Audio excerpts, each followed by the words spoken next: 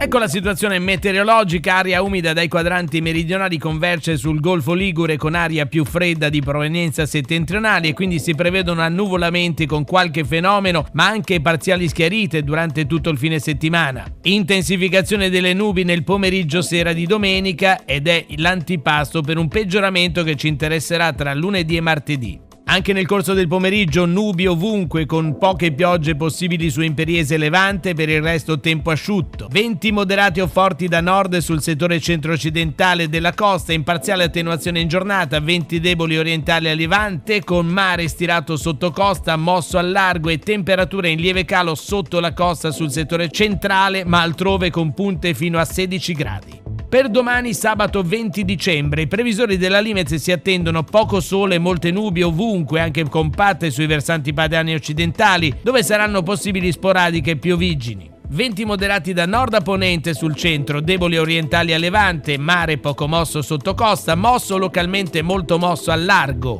Le temperature minime saranno stazionarie e in lieve calo i valori massimi.